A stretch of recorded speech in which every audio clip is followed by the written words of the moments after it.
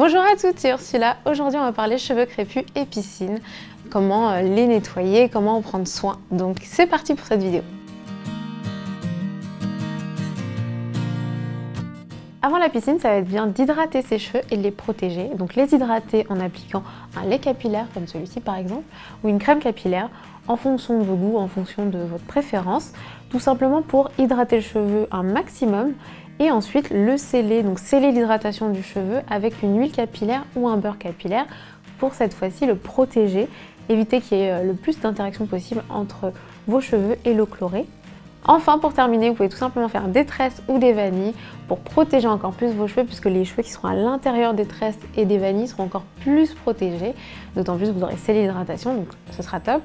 Et vous pourrez tout simplement ensuite aller à la piscine comme ça. Il existe maintenant des bonnets de piscine un peu plus grands que ce qu'il existe habituellement pour les cheveux lisses ou les cheveux ondulés.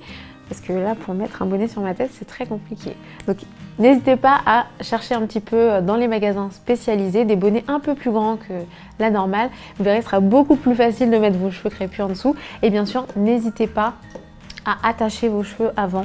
Donc, que ce soit en tresse ou en cheveux libres, à utiliser un élastique comme celui-ci, un élastique tout simple, pour attacher vos cheveux vers l'arrière, donc qu'ils soient en tresse ou en vanille.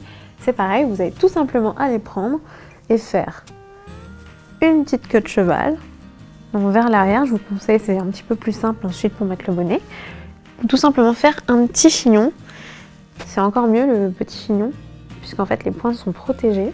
Et ensuite vous n'avez plus qu'à enfiler votre bonnet en partant de l'arrière. Si vous portez des tresses, n'hésitez pas à utiliser tout simplement des petites épingles à cheveux, donc des bobby pins, pour venir fixer vos tresses contre votre cuir chevelu et tout simplement comme ça plaquer un maximum vos cheveux avant de mettre votre bonnet. Après la piscine, ce qui va être important, c'est de prendre soin de vos cheveux en commençant déjà par rincer vos cheveux pour vous débarrasser d'un maximum d'eau de la piscine. Ensuite, on va faire plutôt un co-wash qu'un shampoing. Surtout si vous allez plusieurs fois dans la semaine à la piscine, il vaut mieux faire un co-wash parce que ce sera beaucoup plus doux pour vos cheveux. Vous avez tout simplement à mouiller vos cheveux. Vous appliquez votre après-shampoing sur vos cheveux mouillés et vous allez masser vos cheveux, démêler vos cheveux au doigt.